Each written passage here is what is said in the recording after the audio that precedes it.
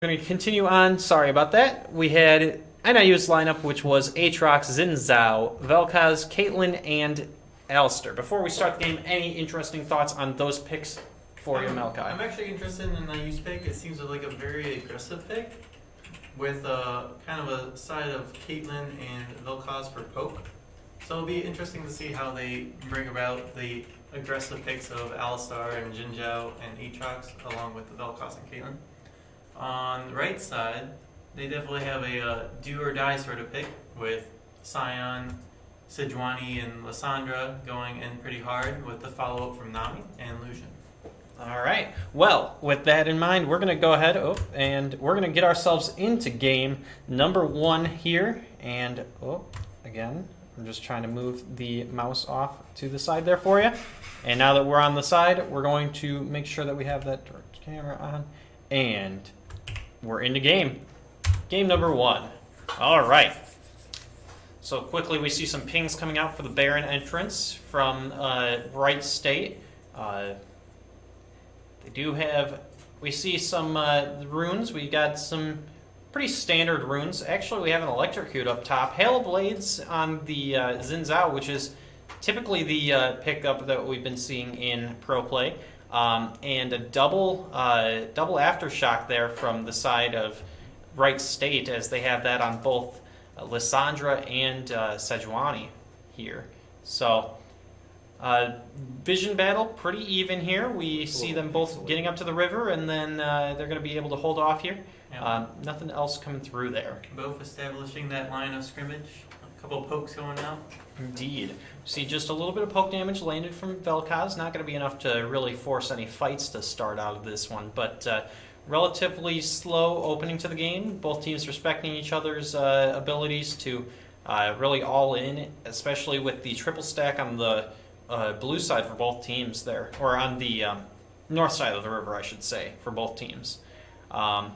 Looks like we are going to see the standard bot lane leash from both teams when the camps do spawn here in a few seconds. We do see that there is a deep ward placed out by NIU, so that's a well-placed ward. They are going to see the blue buff being taken there by Sejuani, so that's going to help out tremendously. Continuing on through, we do have one problem that I am going to pause the game for, as I noticed we don't have sound, and the sound is going to be very important with that Sion, as we need to know when he's going to be using his ultimate. So give me just a minute to see why we don't have sound. Master volume's pretty low. That might be part of it. It might also be that we're real quick. That's probably why. There we go. All right. So we are going to continue on through here. Sorry about that delay. Just had to make sure that we could hear in case of a Sion ultimate. Going to be just the farms going back and forth in the bot lane, but we do see an early gank coming through from Jeremy Fish here. He did show himself, but he is going to be able to force the flash out from Nami, and he's actually going to use his flash to get Nami's force out as well. Heal and Ignite are going to come out there, and that's actually going to be a very good trade. He's going to be able to get out of there with his life. And that's just going to be one flash for for a flash, a heal, and an ignite. So a very good trade of summoner spells there, coming out from the early gank from Jeremy. And as we see from the red side, that Sejuani is actually going in, getting some deep ward vision after Zinjogi and respawn. Indeed, and it's going to be pinged out by Vel'Koz, so he is going to know that they're there. We do see that Sejuani's vision is going to be pinged away. That it looks like it could be a gank coming in from Sejuani, and we do see Ian getting caught out there by the bubble, but is he going to be able to get... Flash from Alistar? They are going to force out Jessica's flash. She is going to be able to keep that one going, and now that's a lot of damage going on to the Sion, as that was a few Qs landed on from Aatrox, and well done there to get some damage, and good trades coming through from our man in the top lane, Quinn. Relatively even here now that each jungler has ganked once. They are going to go back to farming, and it looks like the scuttle control on the bot side did go over to Sejuani, but it looks like Jeremy's picking up that top side scuttle crabs, so relatively even in experience all around. A little bit of a farm lead up in the top lane for the Aatrox, but both Wright State players in the bot lane and in the mid lane have accrued themselves a 3 to 4 farm advantage as well. So the gold is about 200 in favor of Wright State at this point. Looks like there's some evading going on up in the jungle. It does look like the red does go over to Sejuani still, but this is now the Hail of Blades being able to get that knockup very quickly and forcing out the retreat from Sejuani. Looks like he's still hanging around in the enemy jungle. Might be coming back to take his own at this point, but as you can see, kind of in the vision game, we do see quite a bit of darkness coming through from the side of Wright State right now, and we'll see if NIU is able to take advantage of any of that with some early ganks and maybe additional. That is a ping for assistance coming out from the Wright State bot lane, and Sejuani is going to come through. Not going to be pinged away, so this could be a fight here.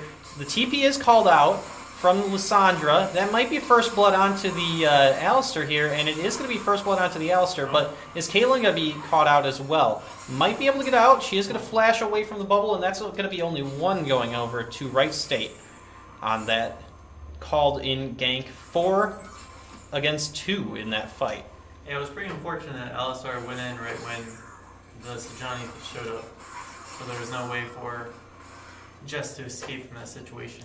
Indeed, and it looks like Scion's going to take a little bit of a risky move moving forward there, and he's going to take a lot of damage as punishment on that. So he's going to be forced to back out, and the Q is going to be able to force him to cancel that back. And is he going to stay here?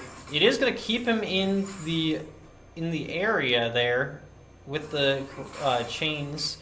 It's not going to be enough to kill him off. He is going to start this back, maybe be a tower dive, but it looks like he is going to complete that back, and we're going to see right back to farming from either side.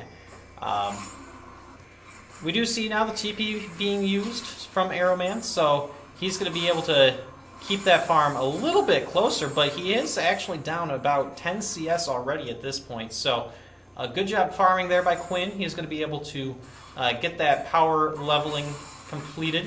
Is he going to be able to see more coming out of here?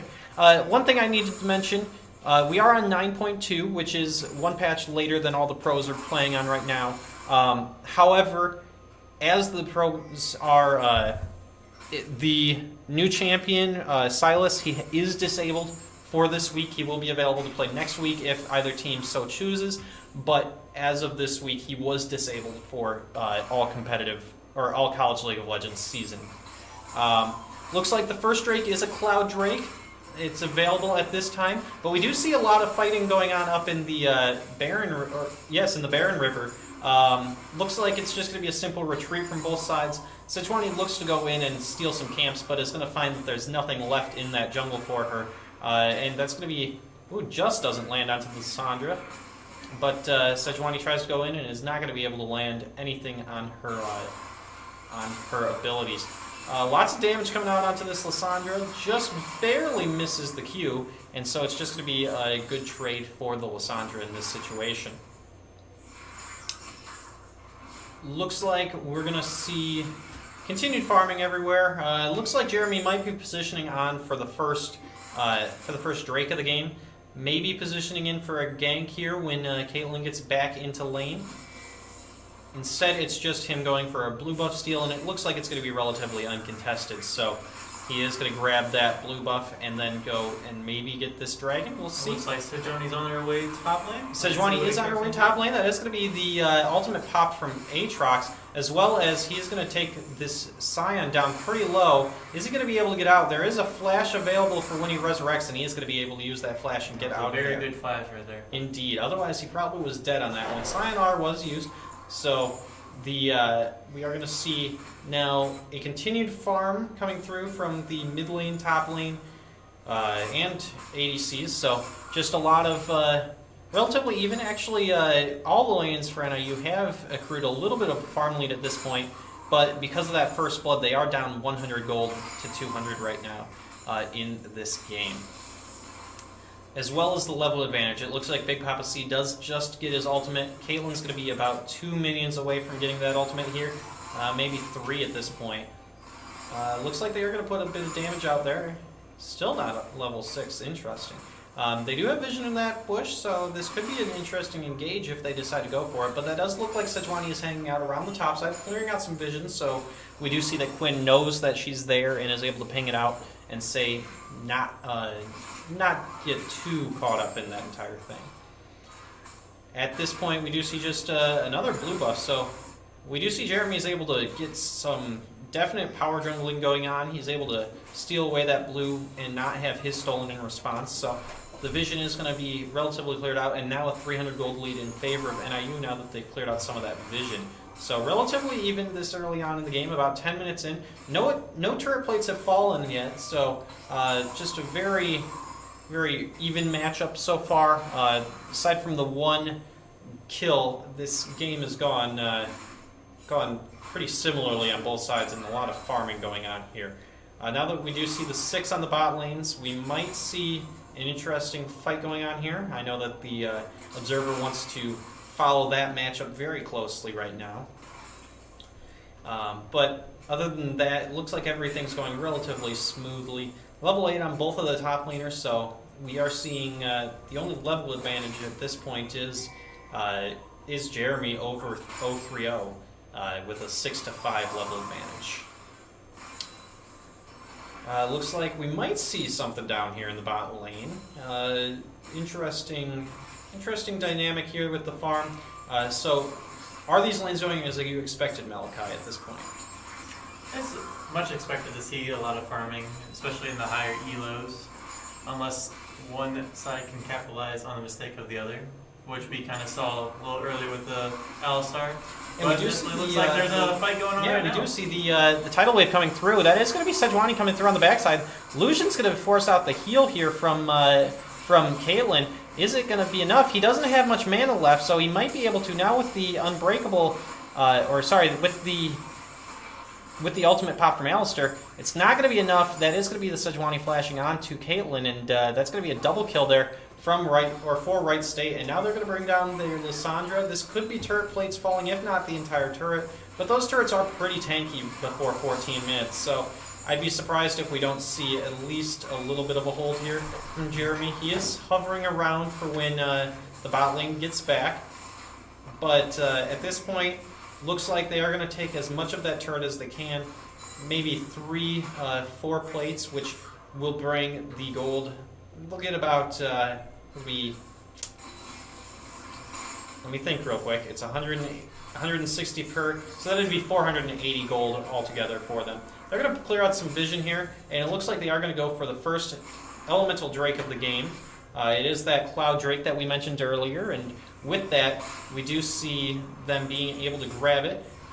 We also see now a 450 gold bounty on Lucian, so should NIU be able to cash that in, that would be a good amount of gold into their pockets, as well as, they have, that's one of the interesting points of the new bounty system, if you want to speak a little bit about that, Malachi. Yeah, the new bounty system is definitely pretty interesting, because it's not only just kills, but it's also CS advantage. So, tides can turn really fast if you can capitalize on the bounty on the right people.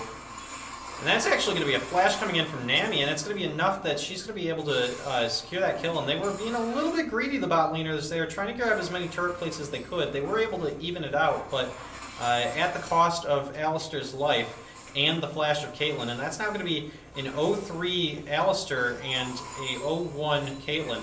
But at the same time, that's not the worst disadvantage you could have, and this is going to be the ultimate coming out from Caitlyn. Not going to be quite enough with the Nami heal, but very close to killing off that Big Papa C Lucian and grabbing that bounty all to herself. As I was saying beforehand, though, that 0-3 Alistar, while it is, it's a rough game that Jessica's having on the Alistar right now, the nice thing is it is the support that you have coming in at that disadvantage of being down the kills. So while Lucian is able to grab a lot of the gold, that also means that a lot of the experience is not going away from the bot lane here of NIU, so they're able to maybe keep this relatively even, and it's not the worst person to have at this disadvantage. That is a lot of damage, though, that Lucian's able to put out really quickly onto the Alistair. So we'll see if that's going to force out the back. It doesn't look like it. We do see Caitlyn having very little mana right now. And this is a Sejuani possible gank, and it does look like she's going to be able to gank onto the top lane.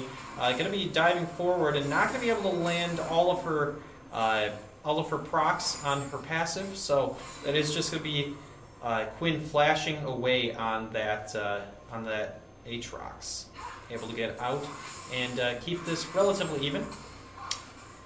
And as well, we see that Julian has accrued himself, well, only a 1 farm advantage, but he's still up a level even though he's down that 1 kill. So relatively even throughout the map here, and actually a 22 CS advantage here in the jungle as well for Jeremy. So that could keep things relatively even. We are going to see the engage here onto the Nami. Is it going to be enough? They're going to be able to get away. The ultimate's out from... oh, he is going to step onto the trap, but is it going to be enough? That's going to be the TP in coming out from... from top lane. But just a continued fight. It's going to be... We're going to see Julian going down in that fight, but now we're going to see the bot laners both going down to Jeremy. The ultimate comes out from Quinn. He's going to be able to take a lot of damage here, and now he has his Bloodwell still up, so he's just going to knock him out. But it is going to be Sejuani diving here. It's going to be under turret, but that's a very tanky Scion. So now it's 6-2 in kills. But the first turret is going to go down towards the Caitlyn and the entire group in the bot lane. And now NIU looks like they might be wanting to go for more now that they aren't seeing an answer as much from the top side of the map. And those turrets are very squishy past 14 minutes. So we are going to see the top lane turret die from NIU as well as the bot lane one going down. So they're going to even out those turrets, but it's still going to be only a 300 gold advantage despite these 4 kills and first blood in favor of Wright State. So that's the good thing about the bounty system. You can grab a lot of gold right back, and that first turret advantage is really nice as well on the side of NIU. Looks like Sejuani is going to ward up that Rift Herald pit, but does not look like she wants to go for it. Could be the attacks coming in. And as well, I know that we haven't mentioned it as much, this is a very late game scaling team comp from NIU, you know, with the Caitlyn as well as the Xin Zhao and the Vel'Koz. This should be possibly late game getting to it, and if they can, it'll be a lot of damage they can put out. It does look like NIU's been able to swap down their bot lane and their top lane, and that's actually going to be the kill coming on to Jeremy, as he's going to be caught out a little too far forward with this. But that is going to be the Vel'Koz coming down to make sure that this turret isn't taken. But that's 4 people on the bot side. It's a risky hold here if they're wanting to do so. Likely NIU is going to just give up this turret in order to take out that top lane, as they do have 2 members on the top side against only a Scion, and this turret relatively low on the bot side. Looks like they are going to be able to hold this just with the range advantage here. He's going to try to clear out, but maybe with 2 more waves, that's going to be knocking him into the trap. That's actually a really good headbutt, but 2 levels ahead, he's going to be able to do a lot with this. Lots of procs there from the Vel'Koz passive, and 20 seconds on the next Drake, actually only 1. That's going to be an Ocean Drake, which would be very good for a poke comp like NIU has established. We'll see. That is going to be the Sejuani ultimate. Is it going to be enough? It's going to be a lot of damage coming through, but with the turret, the Sejuani is going to die still here. Now that's going to be the knock-up under turret for Lissandra, just going to be able to live with the Nami heal. So that's going to be another 2 for 1 in favor of Wright State, and now they're up 9-3 in kills, of about 700 gold right now. So they're taking a little bit of a lead in this game, but it's not too commanding yet. As much as it seems like with those kills it would be a commanding lead, the turrets are relatively even. Everything is panning out quite decently with the farm advantages for NIU. So with their scaling comp, this could be an interesting late game team, and they might be able to come back with these kills. It does look like now everybody's grouped around the mid lane, since that is the last lane with 2 inner turrets standing. NIU looks like they have the farm advantage, but that's going to be the Scion ultimate coming through. This is going to be a lot of damage. He's going to force the flash out from Caitlyn. She's going to be able to trap him out here. He's going to miss the Q, and this is going to be now a lot of damage coming back from Julian. And he's going to force out the Scion to just run away here. So relatively Relatively good fight for NIU. They're able to not lose any members and able to put some pressure onto the Wright State lineup there. Looks like Julian going off for that Rift Herald. Indeed, that looks like we have Jeremy up on the Rift Herald. It looks like nope, that's okay. So he's going to be able to take that Rift Herald. It looks like Aatrox is going to run him up to help him out, and that's going to help them secure that first or that advantage in the mid lane if they're able to take it out. And they indeed are. Now bounties on both Lissandra and Lucian, so that's a very good chunk of gold that could be brought back from NIU if they're able to do this. We do see. Yes. Oh, indeed. Lucian's items. We have a spectator here who we'll get to his role in this match in a second, but he makes a very good point. If you take a look at Lucian's items at this point, he's built a double phage on this point, which there's no item that's going to build out of that double phage. It looks like a mistaken buy, and that's going to very much unoptimize his gold here. And the Rift Herald is used top lane, and they're going to take a good chunk onto that turret. It is going to be Caitlyn putting a lot of damage into this turret, and that might be a catch here onto the Nami. Not quite going to die, but that is going to be the first top or the inner top lane turret taken. No, not quite. The Nami ultimate does come through, but that's going to be Jeremy onto the backside. Not going to be able to get the damage here, and that's going to be a 3. The flash does come out, so it's not going to be enough. It's going to be a 3 for nothing. Is Quinn going to be able to get anything on the backside here? He is going to try to grab something. He's going to dive away, and he's not going to be able to grab anything. That might be Baron at 20 minutes on spawn here. I don't know that they have the damage for it quite yet, but this would be a very early Baron. But that's a 6-1-4 Lucian. A lot of damage coming out of Lissandra. This Baron is not falling very quickly. That's actually going to be the pick onto the Nami from Quinn. He's going to pop his ultimate and grab the Bloodwell. He's going to be able to grab the stop onto the Baron as well. So well done by Quinn to stop their Baron and to grab the kill as well and get a little bit of that shutdown gold there on the Nami. While we were in that fight, we did see that the red side, Wright State, was able to take out the Ocean Drake, so it's going to be one elemental apiece. Denying that one from NIU. Not as much with the burst that Wright State's trying to put on. I don't think that Drake is going to help them as much, but good job to them for denying that from NIU, who would really help their poke comp with that Ocean Drake. So, that was a long fight. What did you see in that one, Malachi? Lissandra had a very good engage there, which was pretty problematic for NIU, and Jinzhou came back with another good engage, but by that time I think NIU was pretty chunked out that they couldn't really support the Jinzhou's engage. So overall, Wright had the advantage in that fight. Luckily though, Vel'Koz and Aatrox did survive, so they could stop the Baron. Indeed. And an interesting point here, we do see now that that phage item has been completed. It was the Black Cleaver as was expected, but the thing with the Black Cleaver is because he had to sell one of those phages, it's no longer in his inventory. That's 1250 gold that he just lost. Or after selling it, he'd get some of it back, but for the most part, that's 1250 gold that is losing its efficiency on that item. Vision score is relatively favored for Wright State right now, but there's going to be a lot of poke, and it does look like now we have the Storm Razor and the Rapid Fire Cannon finished for Caitlyn, so that's a lot of her damage coming through, as well as a 750 gold bounty on Lucian, as well as a 450 gold bounty on Lissandra. If they can kill either of those two members, NIU will have a bunch of gold in their coffers that they're able to take and bring those item spikes out. Lissandra is going to engage here, but she's going to be dived right back onto. He's going to force out the stopwatch. Is it going to be enough? Jeremy's going to be on the backside here. Is he going to be able to grab the Lissandra? Not quite. The back lane is still going down, and that's still a big fight from Wright State, and they're going to be able to grab 4 members for none at this point, or 3 for none at this point. We do see the same 2 members of Aatrox and Vel'Koz still alive, so maybe they'll be able to hold out this turret. They're going to dive back in. Is it going to be enough? That's going to be a lot of damage from the Disintegration passive, and they are going to be able to hold this turret, maybe be able to grab something of their own. We do see Vel'Koz now backing. Looks like that's a roam towards the bot side, but not much that can be grabbed there as that jungle is already cleared. So just going to push out the wave in the bot side. Lucian's going to stay. He's now got a 900 gold, and there's now 2 450 gold bounties on the side of Wright State. So this is starting to look a little bit tough for NIU. Now a 3,000 gold advantage, or 2,000 gold advantage, I should say, for Wright State.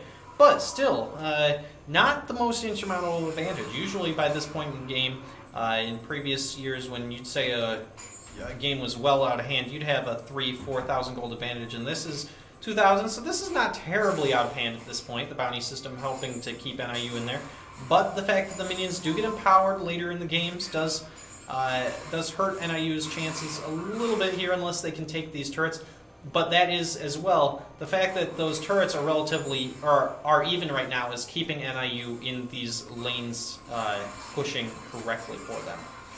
They are able to grab the scuttle advantage onto the dragon fight here, as it looks like that's going to be a Infernal Drake, which is a very good one for either team to have. So it looks like that's going to be a big fight over that. The Chilling Smite does come out onto Sejuani. That's going to be a pick onto Sejuani here. Not going to actually be the pick, as she is going to not die to the passive, or to the ultimate. That's going to be Lissandra getting very low.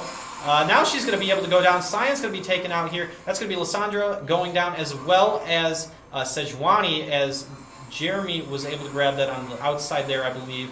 It does look like now that's the jungler down from Wright State, and NIU is going to be able to grab the Infernal out of this, losing only 1 member in the fight for 2 from Wright State. And it looks like now they're going to be able to push as 4 members on the unit into this Tier 1 in the mid lane. Looks like Nami wants to back, is not going to be able to do so. Going to heal up the Scion so that he is able to go up towards the top lane. NIU is going to take this gold in their coffers, and they're going to try to push some more. Everybody's respawned except for Aatrox. He'll be up in right now. So, relatively even. Still holding those mid turrets, and that first mid turret to fall could very likely give a huge advantage in this game to whichever team is able to take it. Yeah, as we saw in the last fight, how crucial it is for Lissandra to be the initiator in the team fights for Wright University. Because without her, they just don't have enough damage output to kill NIU before they can get a couple kills back. Indeed. It looks like she, with her 1 death, that bounty is off of her, and it looks like as long as NIU can kill Lucian at this point and Lissandra in these fights, they had the advantage where you have a healer and 2 tanks against, whereas on the side of Wright State, once those 2 are dead, I should say, whereas on NIU you have some tankiness from both the top from the top jungle and bot lane, and support, I should say.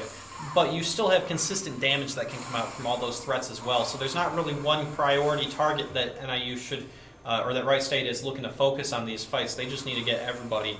And as long as you can protect the Vel'Koz and the Caitlyn, then you have a very good setup for success in these fights, as well as the secondary follow-up from Aatrox can definitely take the hopes of one fight and turn it right around on the side of NIU. Speaking of advantage, NIU has pretty much tied up the gold lead. Indeed, it looks like they've even actually taken about a 200 gold advantage at this point, which is down to a couple of farm. So, like I said before, this turret in the mid lane could very well decide how this game turns about from mid game to late game. The Dragon advantage is in favor of NIU as well, with that Infernal Drake, which really should help them out. We do see Vision is relatively even.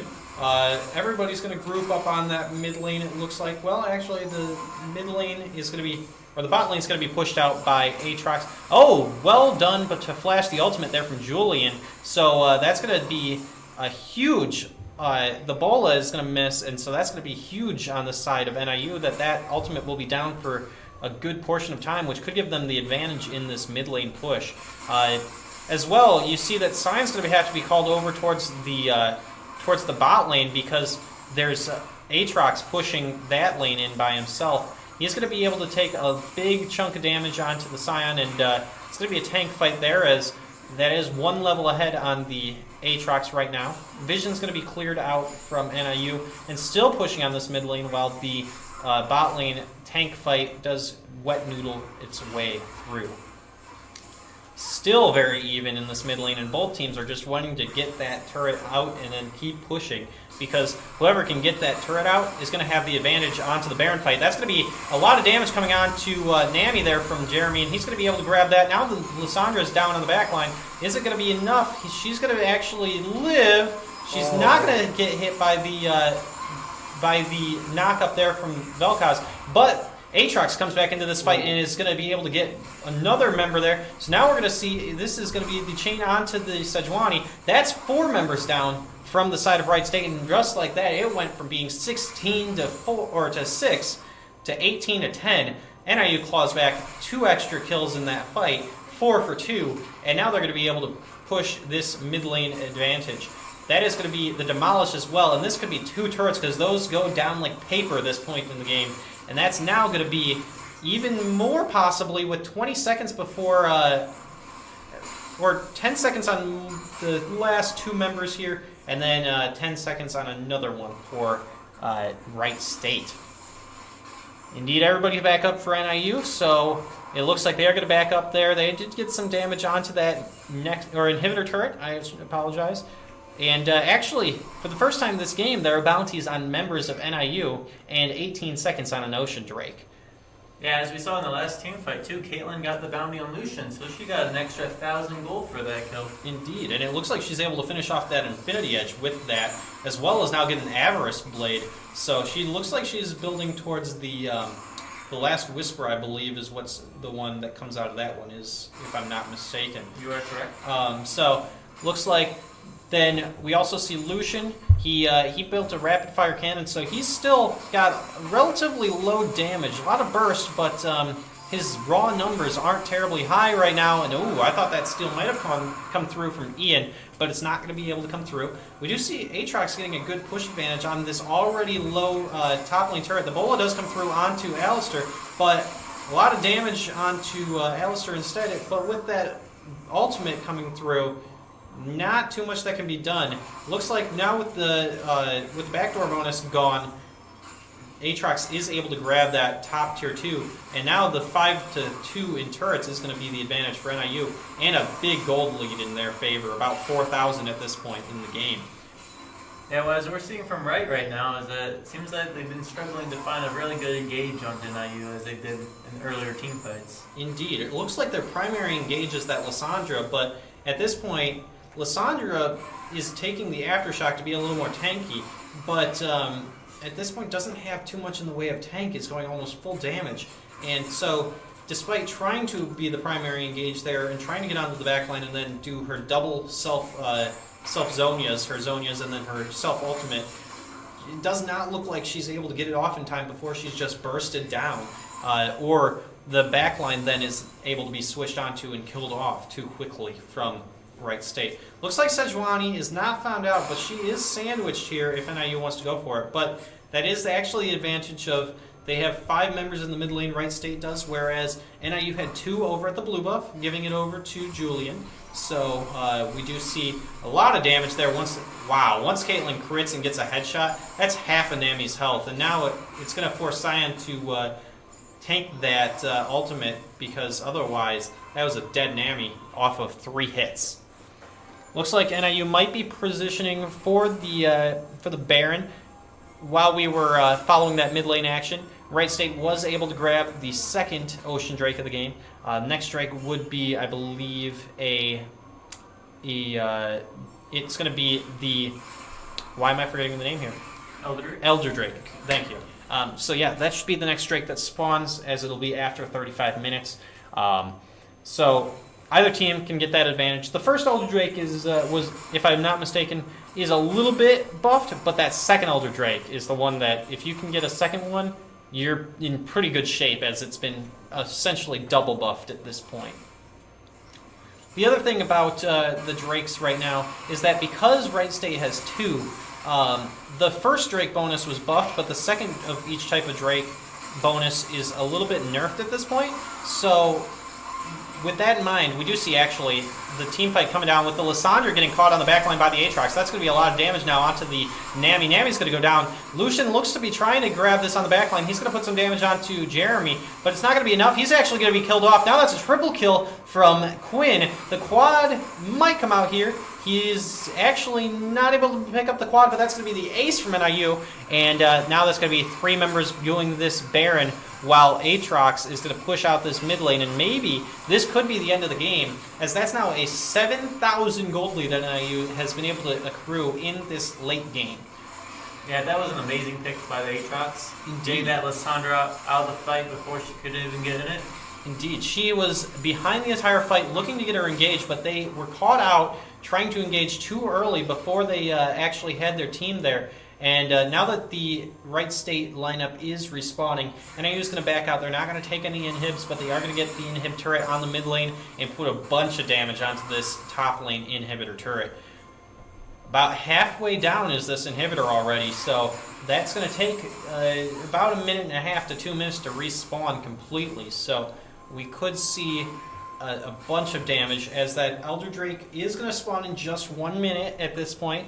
Looks like NIU is going to start getting their vision and positioning around that, as we do see the possibility of that Drake being enough for them to push forward and maybe end this game with that buff. Baron's still on all the members of NIU, as there weren't any picks that were able to be found by Wright State. And so that's a really good advantage here. They're going to be pushing towards that last tier 2, that last outer turret that they have standing is NIU. And it looks like that one's going to go down with the gold funneled onto Aatrox, who now has nearly a Flame Horizon going, and he has the 1,000 gold bounty on his head with the turrets he's taken. So this could be the hard carry from Aatrox. Actually, all the members of NIU are doing relatively well, but that's a very high advantage, I should say, from Aatrox. He is going to take out that first turret, and now he's going to try to take out that second, but he's going to escape with now an almost unkillable Aatrox, well flashed by Ian there, and now we see the front line of Wright State going down to the back line, I should say, going down to Aatrox, as he's now got a double kill. He's going to try to make it a triple. It's not going to be a triple. It's going to be a double for Caitlyn, and that's going to be an ace, and this is going to be the game, as that ace is going to be enough that there's nobody to hold the base. Your base is in shambles, and that's going to be GG, Wright State. NIU takes game 1 of this 3-game set, 20-19, as the year should go. 13,000 gold lead in the end, as they were able to take the turrets, and Wright State was not. We're going to set up for game 2, but we have a special guest, the guest in the arena that we were having mentioned the items. It is the top laner from NIU. It's going to be Quinn, helping us break down the action in game 1 of this 3-game set. So, as he gets over and joins us, let's actually take a look at some of the major plays. I believe the 2 aces will probably be the big times to look at. So let's take a look at the Baron fight to start. That's probably the best place to start this entire look at the game. So, Quinn, would you mind helping us break down this fight here for us, please? Sure. I'd like the 2 of you to break it down. Give me just a second. I'm going to help rest my voice. So you guys can help break down this fight, and we'll be back for game 2 in about 5 minutes. Alright, well, this fight was very important for us. Allowed us to get pretty much complete control over the game. Because right now we've noticed that Cyan was actually recalling bottom lane. We know that he was bottom lane for some time now, so we decided to start up the Baron to try to force his teleport. And we decided to just take the fight here.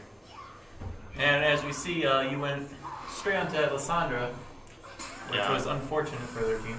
It didn't really look like she was paying attention to me because I was still in the pit, and so I just jumped over the pit and started wreaking havoc on their back line. And after that, it seems like it just pretty much cleaned up. Just didn't have enough damage to deal with you guys. Yeah, there wasn't really much they could do after that. Like, they could not kill me. My ult up, I just revive even if they could finish me off. Let's see if we go over to the other ace, which I believe is over here.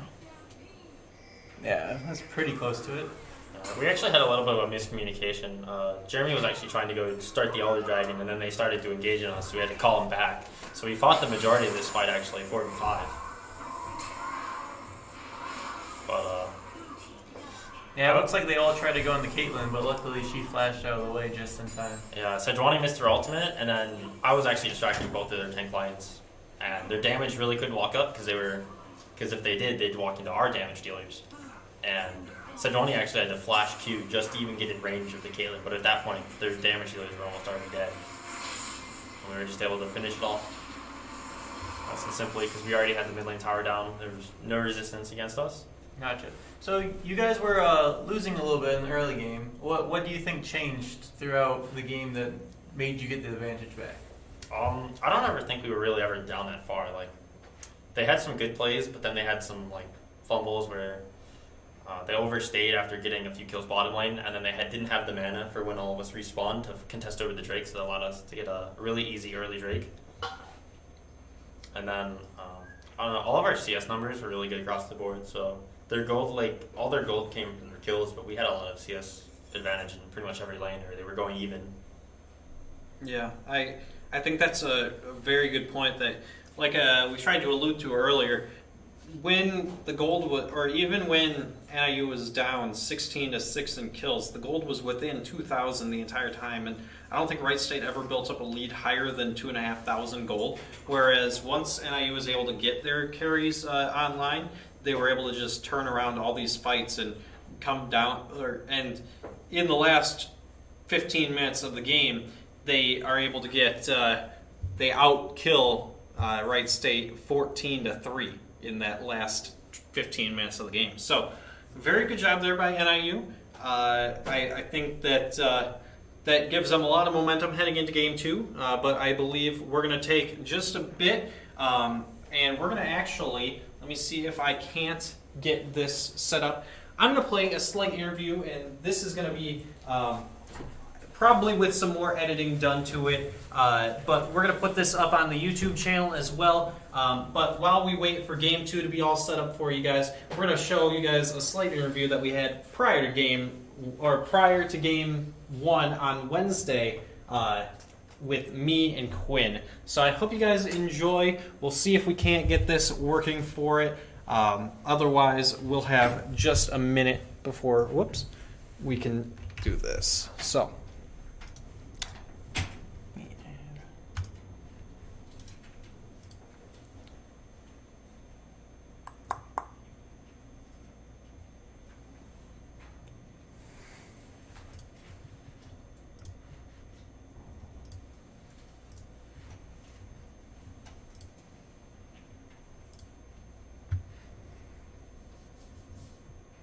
Oh, that's why, because it's on the wrong computer.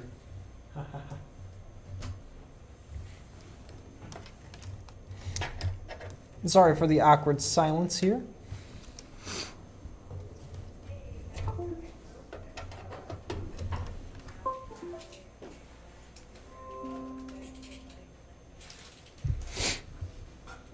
And here we go. So let's see if we can't get... Is it in there? Oh, there it is. What's wrong with? Oops. Okay. And let's just get this cancel. And we'll get you guys all set up. Sorry, guys, for the delay on this.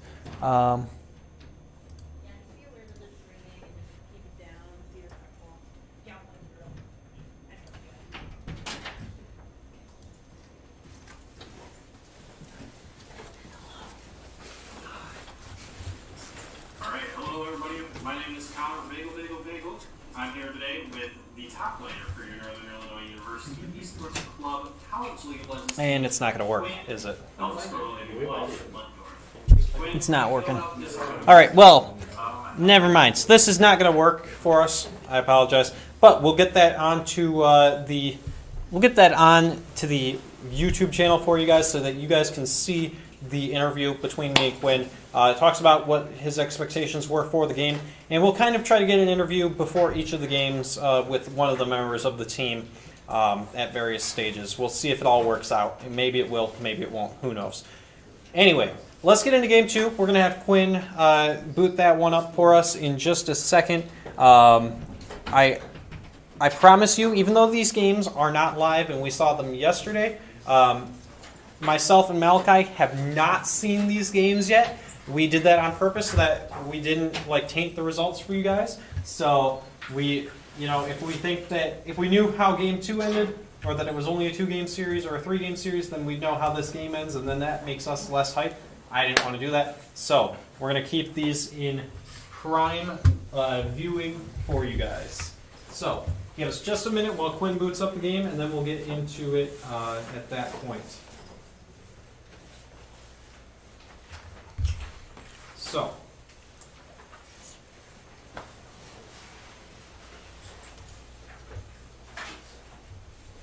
might be behind here.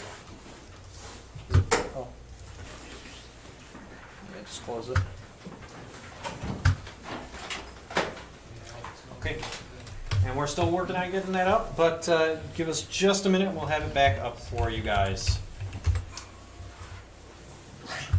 As we do have people that have entered our wonderful arena, it is a great time to say thank you to the university for helping us get this all set up and together. We have our wonderful friends at Dell who have given us all these wonderful computers that we use here, as well as the peripherals that we're using with them. The university for helping us out to get this done, as well as get the art on the walls. And we'll give you guys a slight tour in just a second. And it looks like we do have the game right about to start, so let me just switch over to in-game again. So, looks like, real quick, we have... Oh, that's why, because it's not tabbed in. Alright, so before we start the game, we do see now NIU's on the red side, and Wright State on the blue side. Jace is going to be going from top to bottom for Wright State. We see Jace, Gragas, Zoe, Caitlyn, and Thresh. So, still a very bursty lineup from them. A little bit more poke from their side with Jace and Zoe than they had last game. But I don't see... I mean, the Thresh and the Zoe are going to be primary... Well, actually, they do have quite a bit of primary engage. They don't have much disengage on this one. They were able to take the Caitlyn away from Ian, though. But now we see on the side of NIU, Cyan's going to come out from Quinn, then Sejuani, LeBlanc, Jin, and an Alistair. So, somewhat similar of a lineup, but a lot of tankiness to this lineup. Very much a protect the 2 carries comp like the last one was. But a little less damage dealing coming from the rest of the team, and a little more in the way of protecting Jin and LeBlanc. Anything else that stands out to you in this lineup? It's very particular of how much the roster has changed with the champions. The only champion that I see that's the same on each team is the Alistar for Jess. Besides that, it looks like every player has switched champions, so whether it be banned or just a general switch to try to fit the better playstyle. Mm-hmm. And one thing that's interesting here is we do see the minion dematerializer coming out from the Scion as well as the Zoe. Zoe, it's not as uncommon, but she does have the Electrocute rune. So this is going to be... That means that we've got the Domination and Sorcery trees coming out from Zoe, and the that is the Resolve and the Sorcery tree coming out from... that's not Sorcery, sorry. Inspiration as the secondary for both Zoe and for Scion. Let's get into game, and we'll see how the ward lines shape up again for this game. Looks like a little more of a weight. That is the Championship Thresh Golden Chroma. That's one of my favorite Thresh skins. I personally use that one as well. But we do see continuing the trend of even lines of scrimmage, though we do see Thresh is going to push up a little bit extra, and that's going to be 3 on the top side and 2 on the bot side from NIU, whereas now 2-1-2 with the mid lane. Whereas from the side of Wright State, you see 3 on the bot side and 2 on the top side. And the jungler sitting near his blue buff. So not threatening an engage, and actually not even placing the vision lines very far up is Wright State. So not the worst thing to think in the world. Actually, let me pause for just a second because I noticed that that's taking up a lot of the screen. Let's see if I can't do that. There we go. That takes up less of the screen for you guys. And now we've got the continuing. Looks like we're gonna see the traditional. We're gonna see blue buff stars from both teams, which means that likely they'll take NIU the Baron Scuttle and Wright State the Dragon Scuttle. Though we may see Sejuani try for a double Scuttle at this point with the quick clear that she can get on that blue buff. Jace is actually going to fake the leash, and he's going to stand back, but he's not going to go for that initial push. An interesting choice here. He's going to still stay behind, and he's, I guess, going to let Sion come in for the initial push. No, it does look like he was just trying to show, pretend that he wasn't there, but that does look like Jeremy might position towards a gank here after grabbing the Scuttle. Looks like he's going to grab the red buff, or the blue buff on Sejuani, sorry, after taking the red. Both teams took red, I said blue, but both teams took red to start, and now it looks like they're going to take the invade for the blue steal here is Jeremy. Gragas got spotted out on red side's trinket, so they know he's bot side. They do. And they also see that he has taken that Rift Scuttler, so that's going to give Jeremy the chance to not only steal the blue buff, but also get the Rift Scuttler. And it's going to be the hook onto Jin, and not even forcing a flash, just able to walk out from that one. So relatively straightforward fight there. A lot of poke onto Jin, but nothing major that's going to cost them anything late in this game. And as I was saying that he was positioning towards, sorry, we do see Jeremy going up top side towards a gank here. He is sitting around. He's not spotted, but he is just waiting out. The Jace thinks there might be something up, so he's hovering back there, but yeah, he did not have vision. Now he's going to be able to go place a ward, just barely able to not spot out the Sejuani on that one. So, interesting use. Now Gragas is sitting in the bot lane tri-bush here. That hook is going to miss, or actually it's going to land on a Jin, and that's going to be a forced flash from Jin, and the flash from Alistar. So, 3 summoner spells for just the ignite there. So, very similar to the fight that NIU won early in with the early gank, is the gank coming out from Gragas here and 0-3-0. Wright State's going to be able to take a little bit of a lead based on that. Actually, they're not. The gold is even because of the farming, and that's been the one. The mantra of this this series is that NIU's had the better farming and has been able to take advantages, and just barely going to miss that hook and go on to the minion. So not going to be too much in the way of engage. It seems like the only one struggling for a little bit of farm is the LeBlanc on the NIU side. Indeed, and LeBlanc's early clear is not the best, especially against a Zoe who's going to be able to push her in and do things like that, and just take a whole bunch of chunks out of her. But late game, once she gets a couple of items, she's going to be able to use her Qs very well, and her W as well for clear. We do see now the Gragas trying to hover around and get a fight going, but not going to be able to grab the tower dive. Nice headbutt away from Jessica there, is able to keep him from doing so.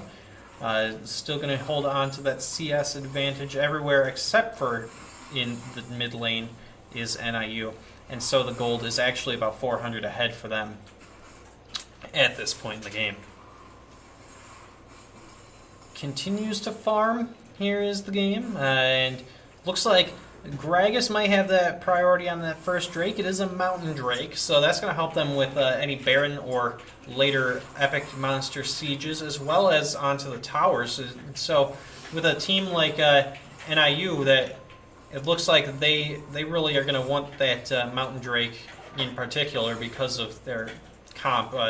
They've got a bunch of split push ability there with the Scion as well as the LeBlanc, And Jin, if he gets that Mountain Drake, is going to be able to take huge chunks out of those turrets. But in the same vein, the same thing can be said about Wright State's lineup right now. They really will want that as well. And that's going to be the hook onto the Jin.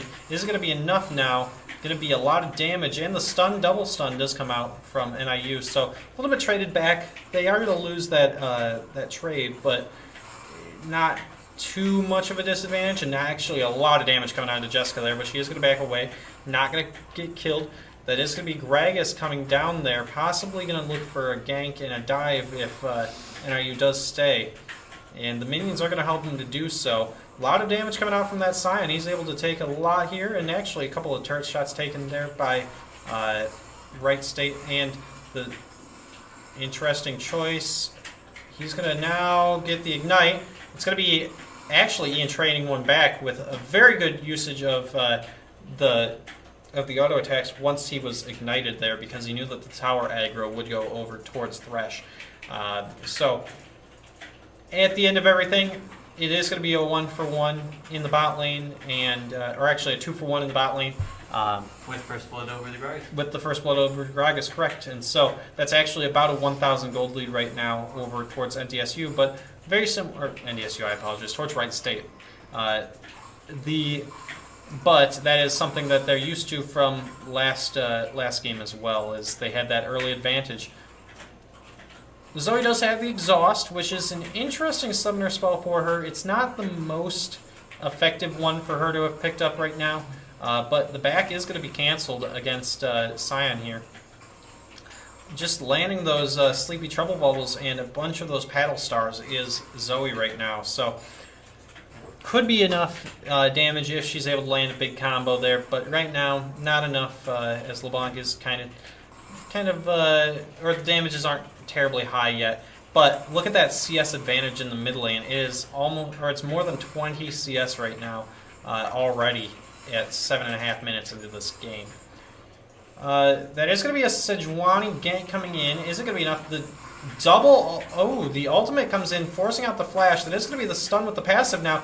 And it's going to be the gold given over to Jeremy on that one. Well done by NIU, trading off the aggro to make sure that neither player died, as well as that they were able to get a lot of damage bursted away. They're going to be able to just land, or the Mimic is going to be just enough for LeBlanc to get away from that Zoe combo. And first plate is going to fall for NIU and be given over half and half to Jeremy and to Scion.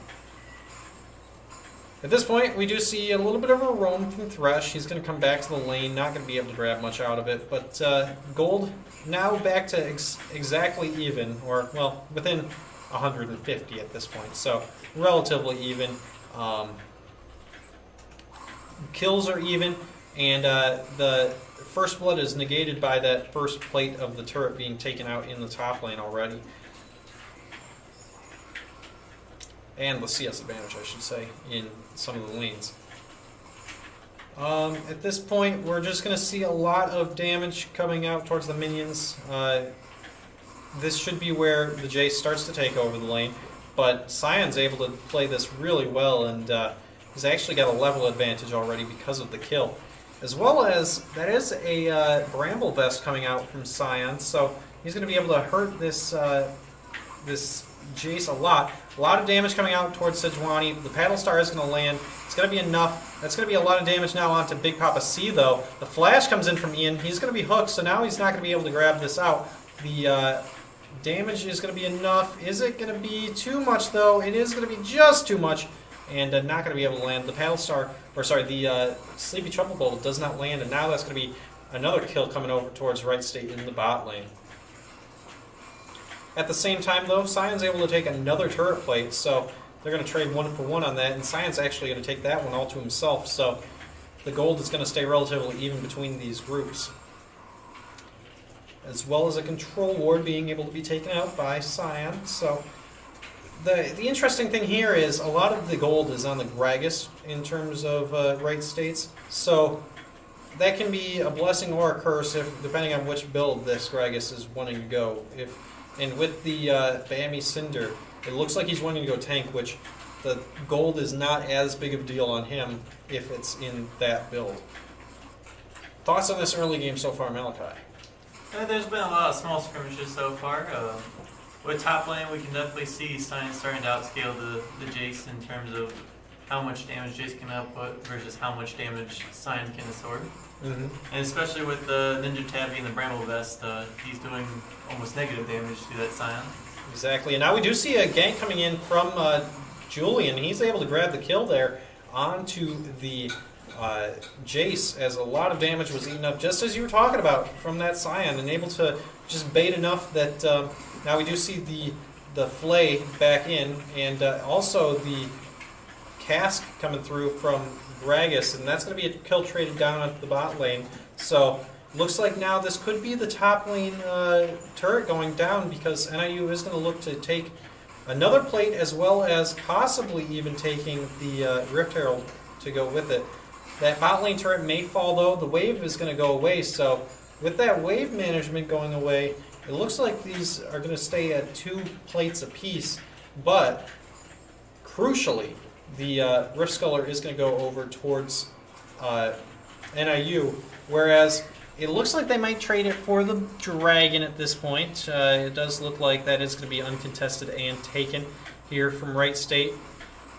Quickly, they're going to get that Mountain Drake, which is going to help them later in the game here. Though it might be looking for a steal, though. This is going to be Jessica caught with a hook again, but that's okay, because she is going to be able to tank that damage. Sejuani comes back up towards topside. That is going to be the hammer already down. The knock away to the double knockback. It's going to be a lot of damage. Are they going to be able to grab it? They are indeed going to be able to grab the kill, with Scion tanking a bunch of damage on this turret. Clear the wave now, and that could be first turret going down in favor of NIU at this point, as the Rift Herald is called down to help out with this turret. If this wave is not cleared very quickly, though, it could be actually going over towards Wright State first turret, and Red Team actually was able to get it just before, as the Observer didn't want to show it, but that is actually a very big advantage. And with no Jace over there yet, that is going to be... Actually, the Pedal Star was blocked by Gromp there. That could have been a lot of damage onto the Scion if that had not landed. Now the Sleepy Trouble Bubble blocked by a minion. That Scion has some good luck. Yeah, he's got some of the luck, and indeed he's able to grab a bunch of damage onto that turret in the bot lane as well because of that. And a plate's going to fall in the mid lane, as Zoe was able to, or was forced to go over and try to hold the top lane tier 2. With that in mind, the bottom tier 1, I believe, did fall. It's not 100% certain. It looks like it has, though. Actually, it did. We saw it fall. I apologize. But we're looking at relatively even throughout the game. Gold, relatively even, like I said before. Kills, only 1 up this time is Wright State. And the turrets are even at this point as well. So, good job by NIU to be able to capitalize on this top lane. Keep Jace down. Definitely the NA Jace rather than the EU or Korea Jace right now. But maybe things will change. He is 0-3 at this moment, but you know, he could get a lot of farm going. The Scion's able to negate a lot of the farm though, which is really nice, as he's able to really have some nice wave clear, which is usually what Jace thrives on. Zoe is down in the bot lane, able to push this out now. Looks like they're going to try to put some damage onto Jeremy, but he's able to dodge out of the queue there from Caitlyn, and relatively safe from NIU. The Lantern is going to land, but it's not going to be much out of that from Wright State. And a lot of damage now onto the Caitlyn. That's going to be with the Ignite. Is she going to burn down? Yes, she is. Well done getting the full combo. But same thing goes for Zoe. She's going to be able to get the full combo, and both of the mid laners are going to grab a solo kill onto the people in their respective lanes at this point. But right now, with the Jace still caught on the top side and Zoe having to back, this is going to be a big advantage for NIU, as they're going to have 4 members able to push this turret and a lot of damage onto the mid lane turret. That's going to be the hook coming through. Now the cask is going to come through, but not the explosive cask, so not going to be enough to do anything there. And Wright State is not going to be able to re-engage on this one. With the ultimate actually still able to come out from Scion, as well as Sejuani, NIU would have the advantage in any re-engages here, I believe. Looks like Wright State's just going to look to clear and put some damage on the mid-tier one themselves. Sion's going to be forced to clear. Jin is going to be down bot lane trying to hold this out. This is going to be a big ult coming out from Caitlyn, but it's not going to be enough to do enough damage. That is just going to be enough to do the turret. Jin's still down bot lane clearing that out. His clear is not terribly huge yet because he does only have the Storm Razor right now. So he's going to need at least that second item before his clear gets terribly big. Though this is 3 members positioning towards the Sion, he's going to look to get some damage out, and he's actually going to be able to force the force the hook to miss. Now that's 4 members trying to kill him. He's going to use his own flash, and he's going to use his ultimate, and he's going to be able to escape with everything being used by Wright State, and he's actually going to be able to 4v1 and hold his life. Well done to really force that away. It's going to be a Sleepy Trouble Bubble and the hook missing there from Wright State onto the Alistair. They're going to clear out some vision. Is NIU. Ooh, Jin's going to just tank that damage for his support. Sion's going to be able to grab a bunch of damage onto the Caitlyn. Not going to be enough. The Flay is going to miss. Now that's going to be a mispositioned fight as they're getting sandwiched and kind of kept into this lane here. Both sides are going to be able to... Ult is down from Sejuani. She's going to land it onto a couple members there. Slow, but now the positioning is still... There are 2 flanks to this fight, and Sejuani is out now. She does look like she's going to come back out quickly. The EQ combo is going to miss from Jace. A lot of damage coming through here. It's just going to be a prolonged fight, and in the end...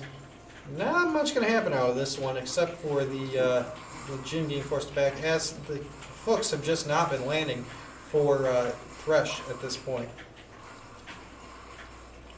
Sion's going to just face tank some of this damage to make sure that his team's able to get back into this fight. The explosive cask is going to miss everybody completely. That is going to be the Alistar going down to the Sleep Trouble Bubble Paddlestar combo. Sion's going to ultimate away, and he's going to clear out this wave. Hook does miss. Now this is Sejuani back into the fight. There is no ultimate available. Jin's ultimate does come out. Crescendo is coming through. Is it going to be enough? Sejuani's on the backside now. This is going to be a lot of damage onto the Caitlyn. Going to go down. Now this is everybody caught out from Wright State. This could be enough. Very good positioning from Jeremy. That's going to be the passive. Is it going to be enough? The flash is going to be forced from Zoe. Well done to hold out on the flash until after that passive was procced. But in the end, NIU is able to take the prolonged fight and actually keep things even and come out ahead by 1 kill in that entire engage. Zoe now 3-0-0 with a 600 gold bounty. Gragas 450 gold bounty, but crucially on the side of NIU, the bounties are the same except for just a little bit lower on the mid laner. Same members though are going to have those bounties. And also, Sion is 0-0-5, whereas his laning partner is actually down in CS as a Jace and 0-3. These are 2 things that you don't normally see happening with Jace, but Sion is just able to tank so much of that damage, as you were saying, Malachi, to be able to force that fight to go his way. So, Cloud Drake is spawning soon. How do you think this one's going to go? With Cloud Drake being spawned, it looks like there is a team fight maybe revolved around it. It all depends on just how much damage Sion can take and if one side of there can get a pick on one of the squishy targets. So if LeBlanc can get onto someone and kill him, or if Zoe can get onto someone on the red side and kill him. Well, speaking of which, it looks like she is able to land those chains onto the Gragas, but she's actually going to be shut down by Zoe very quickly, and a lot of bursts coming out. So that's one of the big problems here with Alistair, or with LeBlanc and Zoe, is they're both very much bursty. But that's a lot of damage coming back onto the re-engage here from NIU, and Sion's just face tanking all this damage. So that's going to be a 1-for-1 with the Thresh going down in response for this LeBlanc. It is going to be Gragas maybe looking for a steal here. He's going to try to position himself accordingly. That is going to be Jin doing a whole bunch of damage, but Jace is going to get the top lane turret, and we're going to see this is just going to be countered out. Well done to let the dragon go back, and just barely going to come back, and actually the headbutt does force Caitlyn to not have damage there to kill out the Alistair and Jessica, and Dragons evened up. Towers still even, or actually towers now are 1 in favor of Wright State. Kills are even though, and the bounties have been taken off of the mid laner and the jungler on NIU and Wright State respectively. Blue buff given over to Zoe at this point. Actually, is it going to be given over, seeing as she already has one? Yes, it is. I thought maybe they'd give that over to the Jace, seeing as Zoe already had one. But I would say at this point, I'd rather have Zoe have a refresh on it, just because she seems to be doing a lot of damage in these team fights. That's a very good point. I like that lookout for it. And at this point, we also do see the vision is starting to shift over towards the Baron Pit, as it is post 20 minutes, so both teams are positioning themselves accordingly, looking to maybe get the Baron fight going. An interesting choice here, as we do see that Jin is the one that's been given a lot of the split pushing tasks, as he's got his second item and he's just trying to get some more gold in his coffers for the third item. Same items on both of the AD carries right now. A little bit more in terms of like secondary items for Caitlyn, but relatively even. We do see still that big farm advantage in the side of Wright State's mid lane, and that's pretty much the difference in this game in terms of that 300 gold lead and that one turret. So enough done by NIU to keep this relatively even, and we could see a big fight around Baron Pit, as it looks like both teams are starting to position around that accordingly, make sure that they have those waves pushed out, and inherently at this point, Wright State's going to have that advantage around the Baron Pit, as the tower is still standing in the bot lane, whereas NIU's tier 1 is right now taken out. Hook is going to miss from Thresh, so not going to be the pick onto the LeBlanc at this point, just a little bit of damage given back and forth. And it looks like Cyan is going to roam down towards the bot lane, trying to get that turret. Sleepy Trouble Bubble is going to barely miss, but is going to miss. And so if we see Cyan take this turret, we might see he is going to just now escape here. So not going to be enough to really even that out. And as such, Wright State's going to try to position themselves to push onto this tier 2 in the top lane. 23 minutes in, 500 gold separates these teams. Sejuani, not necessarily the one you want to hook on this, as she can also tank a lot of damage out of this team. LeBlanc now positioning herself. That is a ward there that Sleepy Trouble Bubble is going to miss and force her to wait a while before she can come through. She's now going to move in towards this. Well done to miss the Paddle Star, and or force the missed Paddle Star. Actually, going to be a lot of damage. Now the explosive cast, but the re-engage from Alistar with the Headbutt Pulverize combo. It's going to be a lot of damage now onto the Gragas. Is it going to be enough? If they can get the Thresh, Thresh is going to burn himself down. Oh. No, he's not, but that's going to still be him going down to the splash from the Luden's Echo, indeed. And that's going to be now the backline going down. One going to fall as Alistar is going to fall from NIU, but that's going to be a triple kill from Julian, and one picked up from Ian. And this is now 13-10 in favor of NIU, and nearly a 2,000 gold advantage for NIU. They're going to be going in now towards the bottom tier 1 turret. It is going to be a lot of damage. Actually, this is going to be the Baron fight with 4 members down of Wright State. NIU thinks they have the damage here, even with only their 80 carry, mid laner, and jungler there to do this Baron. With it is about more shot, it may be possible. It might be. With their halfway completed with this, Thresh is coming through, but they will see that he is going to position himself accordingly. He's going to actually just wait it out and wait for his team, which might actually be the mistake that's needed in order for NIU to finish this off, as if he had gone in, he might have been able to delay it just enough. But he is going to let that one go, and instead they're going to be able to finish off the Baron and get it on all 4 members of the team. Or all 5, I should say. Yeah, in that last team fight, there was a very good re-engage by NIU when Jin got caught. Yeah, indeed. I think LeBlanc's re-engage was really fantastic, able to jump onto the backline. Even though she was down in so much CS, she's actually the one with the bounty on her head right now, as she and Jeremy both have only 1 death throughout this game. And actually, plaudits to Quinn right now, as he's going 0-6 and has not died yet in this game on a tank that is just going to get more and more unkillable as the game progresses. Second Cloud Drake is going to be spawning, so NIU is going to look to try to take this one since they already have the first. Looks like they are going to force Wright State to kind of position behind the pit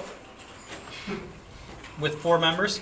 Looks like it is just going to be the engage here from Scion. He's going to have 5 members trying to take him out, but he is so tanky. The Bola is going to miss, though, from Sejuani, so this might be the opportunity Wright State needs. But now Thresh is going to go down to the Sejuani. Caitlyn trying to put out damage in the backline, but she's not quite online yet, and Sion's going to tank even more. 4th shot from Jin comes out, kills the Zoe. It is going to be now the double kill from Jin, or triple kill, I should say. Is he going to be able to get a quad here? He's going to try to get it. Wow, just crits, and that's a lot of damage, but he's going to die to the tower shots. He's going to be shut down by Caitlyn at this point. She's going to take all that gold. But now the dive in from Alistair is going to be the death from him, but it is going to be traded out for the kill and the turret now. Kill going on to Scion, so 1-0-9, and a lot of gold there from... and 4-1-8 on the side of Sejuani. So a lot of gold here from the top duo of NIU. And now that was an extended 3-for-2 in favor of Wright State. That's going to be a failed flash from Quinn. He is going to just burn down. And so we're going to see now extended a 4-for-2 in favor of Wright State.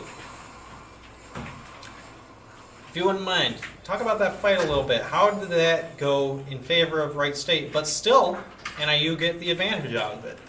Well, I would say NIU had a very good engage, even though Sejuani missed the initial ult, it landed behind Wright State, so they couldn't really retreat because of that slow field.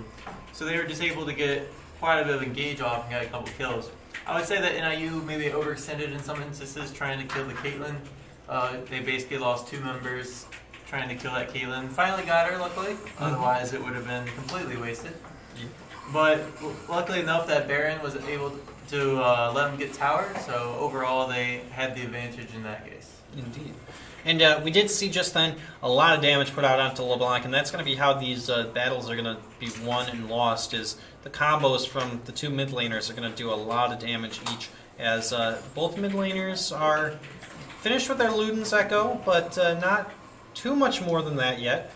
We do see the Fiendish Codex, or whatever the new name is for the book on Zoe, as well as it looks like that's what we're going to see built out from LeBlanc as well. But with the CS disadvantage, she's going to take a little bit longer to build out her items. Looks like they are going to just pull out the dragon, and finally that second Cloud Drake is finished for NIU. And they're able to grab now the Scion is going to be engaged on, but that's going to be now the Gragas on the backline getting just swallowed up. And Hook does land on the Jin, but the cleanse, or the actually the QSS is able to land.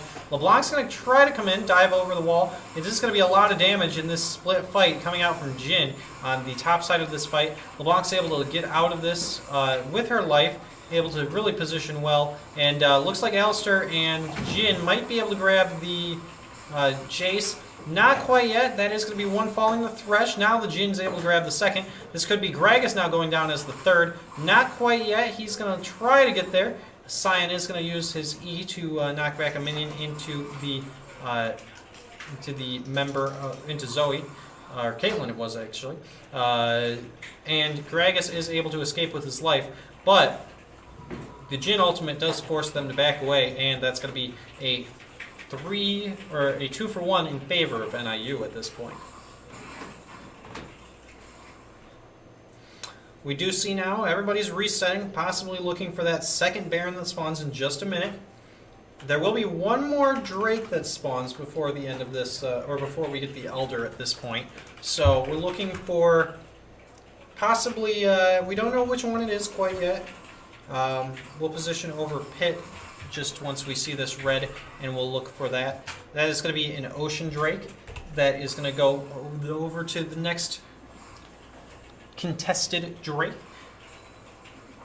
Looks like that one will spawn maybe about 3 minutes from now. We do see, however, that Baron with that spawn in under 30 seconds is what everybody's positioning towards. That is going to be the Sleepy Trouble Bubble, but it's only going to land onto the Alistair. The late usage of the Explosive Cask is going to allow Cyan to get back onto the Caitlyn, and actually she's going to be able to be stunned out before the Lantern can be taken. That's going to be Cyan taking a lot of damage there, but he is going to be able to use his own ultimate to position away.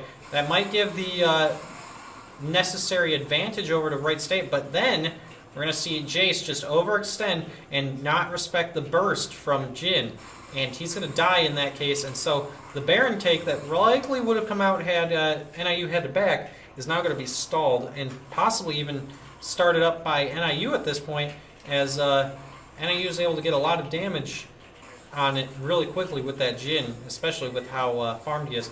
Sejuani is positioning away from it, just making sure they're not there. So they did put down vision, but they're not going to be able to do that Baron quite yet with only one member dead from Wright State. Wright State is going to take a lot of damage onto the LeBlanc, but Sejuani is going to take a whole bunch of damage there into it and just tank it up. And here comes the pain train, and that's going to be one down. Now two. That's actually 3 killed for NIU from Wright State. Now they're going to have 5 members pushing down the mid lane with this Jin at almost full build. This could be the end of the game already without even the Baron. Jace is able to put out a little bit of poke damage, but not quite enough. I think this could be it, Malachi. I think we might see NIU. Well, that's going to be LeBlanc taking a lot of damage, but she's actually going to be able to get out. They're going to take 1 inhibitor turret, and now they're going to position themselves towards Baron. They're going to ping onto it, and that looks like that's going to be what they look to take next. 23-15 the kills. 5,000 the gold lead this time, so not nearly as far ahead as they were last game, but we are only 32 minutes into this game. With the Baron, they could look to secure this game or to take and get their gold lead even further with those outer tier 2s, or those outer lane tier 2s at this point in the game. A lot of stuff has happened, but we do see NIU now taking a firm advantage in this game. 5-3 the turrets. That 5,000 gold lead? with a 5,000 gold lead, and that Ocean Drake spawning in just 40 seconds. Baron is up at this point. Caitlyn's on to her 3 items, whereas Jin has 4 items at this point. Actually, but Caitlyn does finish her 4th. She's going to grab the last Whisper as her 4th. Definitely a needed item, considering Yes. NIU has 3 very tanky individuals. Indeed.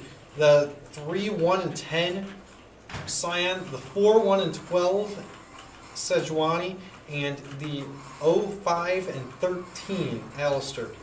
A lot of tankiness coming out from those 3, and they can definitely stay on the back or on the front line and make sure that Jin can just start pumping out his damage while LeBlanc tries to dive onto the back line and assassinate those guys. Looks like Sejuani tries to get a fight onto the Zoe. Just going to try to grab this turret, as Wright State is forced to position themselves a little bit poorly here. They're going to be outside of their turret range here, outside their base. And 2 lanes now pushing for NIU in both top lane and Predator mid lane. popped on that Gragas, Indeed, and we're going to see... but finds nothing. Yep, finds nothing with the Predator. So, with this, I mean, you see the Warmogs on Sejuani, necessary item, but what we're not seeing is quite yet one on Cyan, but he's just so tanky that it's not necessarily needed, and that's a lot of damage put out towards NIU. But the re-engage from Jeremy, well done with the ultimate, and he's going to land that onto Caitlyn. Caitlyn's going to be forced back into the fight. Now Julian's going to put a bunch of damage onto her, and that's going to be now the Sleep Trouble Bubble onto the Sejuani. Cyan is going to just eat some of that damage, and that's going to be now the Greg is possibly being caught out here. He is going to be knocked up, double knocked up, triple knocked up, and stunned away from with the trample. He's going to be forced to move out of his base, and Jessica's going to try to eat that one for her mid laner, or for her top laner. It is going to land, and she's going to die for that. But that's a bunch of damage now onto the Nexus turrets. One's going to fall. This could be NIU looking to end at this point. A lot of damage coming out onto Zoe. And Gragas is going to die while we're focusing on the Zoe. This is going to be now Zoe dying behind. That's just going to be 1 left. It's going to be now Thresh does respawn. but is he going to be able to do enough? The Scion ultimate, or the Scion passive does land. It is going to be now Jace going down. This could be it. That's the game. NIU is going to take week 1 and move to 1-0 on the season. Very impressive ending there from NIU. Indeed, able to just stranglehold the game and able to just take the advantages they had and work through them and finish off the game. I believe with NIU now moving to 1-0, they will face a 1-0 team from next week. We'll see which one that ends up being, but that could be. That's a great way to start the season, especially as to make the playoffs and get those scholarships, you need to be 1 loss or less on the season. So either 5 wins and 1 loss or 6 wins and 0 losses. So theoretically, I've theory crafted where they might fall based on the games that I had seen yesterday. And as I saw, there was at least 1 upset, which means that luckily, because there was at least 1 upset, they avoid the top 2 teams. So they don't have to face Columbia because Columbia will have a bye. They don't have to face, who am I thinking here? Maryville, because Maryville will face one of the teams that got an upset out of it. But that might mean that they're down to the 3rd team, which I believe, if I'm not mistaken, I'm not sure quite yet. We'll check into it. It's not Robert Morris? We're not playing them for sure. You're not playing them for sure. Why do you say that? There's 6 upsets. Well, there's 6 upsets. Wow. So you guys actually have a decent chance at a good game here. So what we're going to do is we're actually going to go take a look at what this might entail for this week or for the upcoming games. And while we're doing that, we're going to switch over to a different scene. We're going to do a window capture of the Chrome.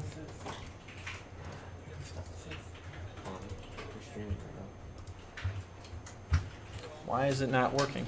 Oh, it is. Not because of that. Ha. Okay, so we'll figure this out.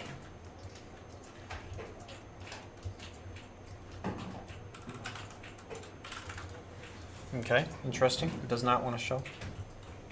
Oh, there it is. It's starting to load up. Oh, okay. Slowly but surely. Interesting. Okay. Just a second. So, yeah, it does not want to really load. So we'll figure out how we're going to do this. But, we'll just screen cap it.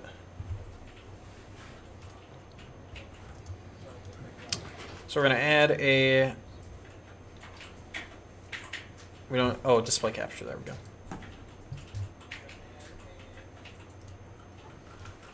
All right. So let's see if I can't find the College League of Legends season. Do you know what it's? Do you know how to get there, Quinn? It's Battlefy. Just Battlefy? Here, let me log in. Okay, yeah, because I can't get directly to it from my login because I'm not technically a team member. But we're gonna have Quinn log in to the to it, and while we're doing that, we'll have on webcam. As you can see, our beautiful arena is full of players playing Overwatch and other games. So thank you to everybody for that. We'll have that ready for you in just a minute. We'll take a look at what the bracket might entail for this upcoming few weeks, as long as we're reading the bracket correctly. It's possible that we're reading it completely incorrectly and that we weren't theoretically, we were the last team in the winner's half of the bracket, to say the least, winner's half, saying like we were 41st rated out of 82 teams, if I'm not mistaken. There's also the possibility that we could be somewhere in the middle and it just is randomized. So let's take a look at that bracket. We've got it all up, and we'll run through who's won, who lost, and all the wild and wacky things that have happened this week in College League of Legends. So Columbia, Maryville, they all did their jobs. They won their game. Robert Morris played and has not submitted a score yet, which is interesting. No, Robert Morris hasn't played yet. They haven't played yet, so they haven't changed their date yet. Yeah, they did it, I think, with the other team. Ah, Doing that. I don't know. Interesting. So they haven't. Robert Morris hasn't played yet. Looks like WashU got a. There were a few forfeits here. Well, 2-0. So everybody did their job in 2-0s, except up until Missouri State took out Oakland in a 2-0 upset. That's interesting. Oh, that was a forfeit. You're right. If there's no stats, it's a forfeit. You're right. So that was a forfeit. So not that big of an upset. But Culver Stockton College was taken down by the University of Jamestown Jimmies, 2-1. Another 2-1 matchup was Missouri Baptist, just barely escaping over Principia. Looks like we had Iowa State beating Trine University in a 2-1 matchup. Another 2-1 upset. Wisconsin Platteville lost to the Shawnee State University Bears. And Missouri Valley, interesting. They lost to St. Norbert in a 2-0. Oh, forfeit. Okay, they forfeited. And South Dakota School of Mines, the Hard Rockers, they beat Augustana in what could be a forfeit. It doesn't have stats, but it's also verified, so I'm interested to see how that one worked out. But another 2-1. Missouri took 3 games to beat Indiana University, Purdue University, and Indianapolis. North Dakota State University, we know them well as we've beaten them last season in 2-1. Well, they got a 2-1 against the College of Lake County. Gotten worse. They have, indeed. So, with that in mind, looks like, yep, this is, so since it's the standings in that order, it means that definitely we're going to play. So, wow. Because they lost in 2-1, they fall below you in the rankings. Mm-hmm. And there's only 40. What? Oh, because there's teams that are 0-0. Yeah, Robert Morris still in play. So, with that, Missouri will play. So let's theory craft this and figure out if we can't figure it out. I have a pencil. So while we're doing this, we'll take a second to figure out how this is going to work. There's 6 upsets, so There are 6. yeah. Okay. I'm assuming Robert Morris shouldn't lose their game. No, I'm assuming not to. But then also the 3-1. So I'm going to see which one are we. We are. I think We're going to be 34. I believe it goes by Or 35, like sorry. the MMR seeding. So Well, we're it is, but 41st. this is in. It goes by the Yeah. actual ranking of the like where you are in the season. Mhm. So that means that we'll be after Robert Morris wins. We should be in 35th place. So 35th out of 41. But because one team gets a bye, that means we're 34 of 40, and so that's 6 below us. So that means that we would play The 8th team. 7th, because it should always add up to 41. So in this week, so that's 7th seed versus 34th, which means that 7th seed. Ooh, that would be. Oh no, wait, no, sorry. Probably have to add one, Yeah, right? you have to add one. Robert. So it would be Illinois Wesleyan. So likely we will be playing Illinois Wesleyan next week. Let's see what their rankings are like, just to take a look at. Oh, the rankings are broken right now because of the new season. Well, I mean, just looking at last season on them. Well, yeah, unranked. But so let's see what they did last week. So this week their bans they banned out Ari, Zoe, Fizz, Zin, and Yasuo. They target banned that mid laner. Holy moly! But yeah. Scion, Sejuani, Corki, Lucian, and Bard. Interesting picks up there. You know, the damage numbers, or the gold was 30 kills in 20 minutes. Wow. yeah, that's Bloodbath. but then again, also looking at the UIU lineup here, I think that looking at this game you got to take it with a grain of salt because it won't let me. I'll go down. Okay. This is that's why. So that's why, because it's not the right size. There you go. Oh, because the screen is bigger than 1080. Okay, there you go. So here we have. This was their game 1, 32-2 in 20 minutes. But the thing that you got to keep in mind in this is IUPUI was, as Illinois Wesleyan was the 6th best team or the 7th best team coming into the tournament. That means that IUPUI was likely a gold or silver level That player. is UIU. or UIU. I'm sorry, I'm thinking of someone else. There is, but yeah, UIU, Upper Iowa University, smaller school. Not, I'm not as surprised. And things like the Nunu coming out with the Malphite, I don't necessarily agree with putting 3 AP mid lane or 3 APs together in that lineup right there. But we'll see how that ends up playing. It's game 2 Ezreal jungle. Interesting. with a Blitzcrank. Oh dear. Did they role swap? They played Caitlyn bot lane. Wow. You mean Or Cassiopeia? Cassiopeia bot lane. Interesting Blitzcrank build. Um, Homewrecker only. he probably sold items, to be honest. That's what it looks like. It looks like they trolled, is what it looks like. It looks like they BM'd. So, what needs to happen this week is, I was of the opinion that if we got against one of these hard matchups, it might be tough.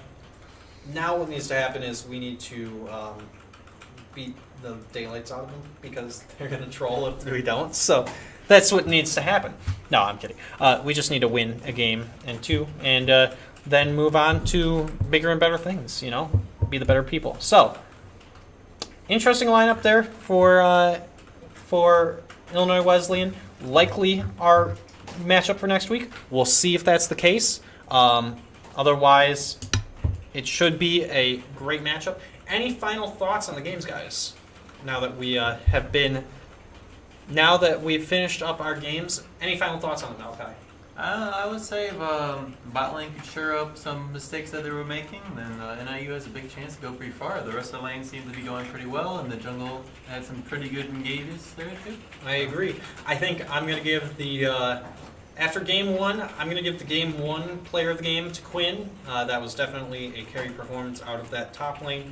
I'm going to give the game 2 player of the game to Jeremy on the Sejuani, and I'm going to give the series player of the game to Quinn, as he was consistent throughout the entire thing. We thank you guys for tuning in for the broadcast. We look forward to seeing you again next week, where hopefully we'll be able to cast the games live. Other than that, we hope you guys have a great week. Stay warm. We know the weather's supposed to be really cold in Calvin throughout the area over the next couple of days, especially on Wednesday when, I think campus got closed, so 3 days. yeah, it'll be crazy. So we have that going on, and other than that, stay safe. Have a great week. We'll see you next week for some more College League of Legends action.